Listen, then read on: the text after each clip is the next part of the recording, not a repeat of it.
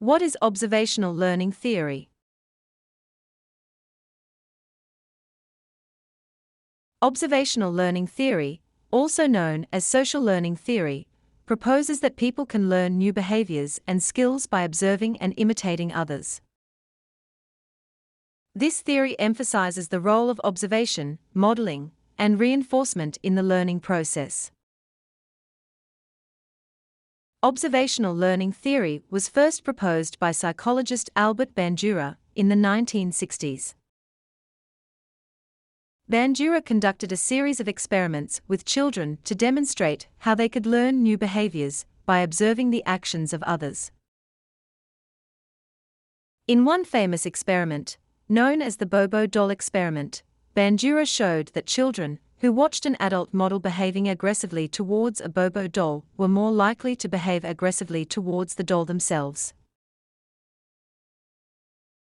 Observational learning theory suggests that there are 4 key processes involved in the learning process, namely attention, retention, reproduction, and motivation. The first process, attention, involves the individual paying attention to the behavior or skill being demonstrated. The learner must be motivated and engaged in the learning process in order to observe and retain the behavior. The second process, retention, involves the learner storing the information they have observed in their memory. This information must be remembered and retrieved later in order to reproduce the behavior or skill. The third process, reproduction, involves the learner replicating the behavior or skill they observed. This requires the individual to have the necessary physical and cognitive abilities to reproduce the behavior. The final process, motivation, involves the individual being motivated to perform the behavior or skill. This motivation can be internal, such as a desire to learn or improve, or external, such as a reward or punishment for performing the behavior. Observational learning theory also proposes that reinforcement plays a key role in the learning process. Reinforcement can occur through either positive or negative consequences of behavior. Positive reinforcement occurs when a behavior is followed by a reward, while negative reinforcement occurs when a behavior is followed by the removal of an unpleasant stimulus. Punishment occurs when a behavior is followed by an unpleasant consequence. Observational learning theory has many practical applications in everyday life. It is used to understand and predict how people learn new behaviors and skills, and how they are influenced by the behavior of others.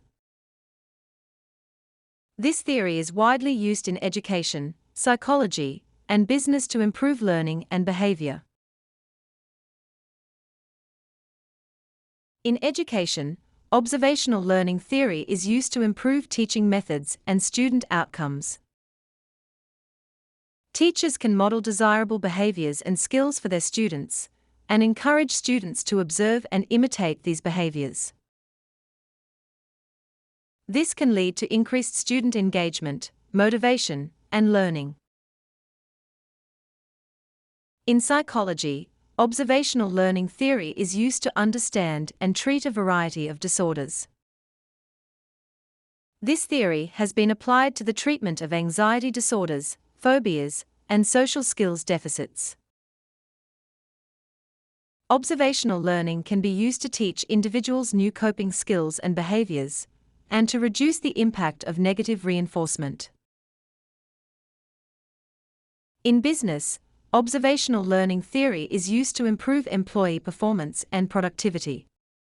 Managers can model desirable behaviors and skills for their employees, and provide reinforcement and feedback to encourage the adoption of these behaviors.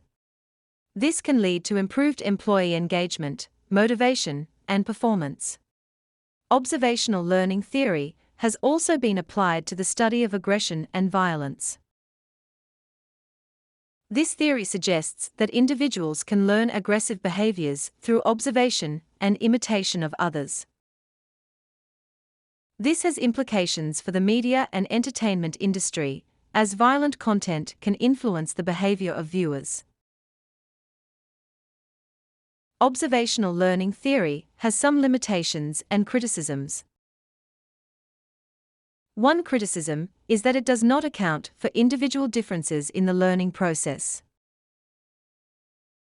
Some individuals may be more skilled at observation and imitation, while others may have greater difficulty in learning through observation. Another criticism is that observational learning theory does not account for the role of biological factors in behavior. For example, genetic factors may influence an individual's ability to learn and imitate new behaviors.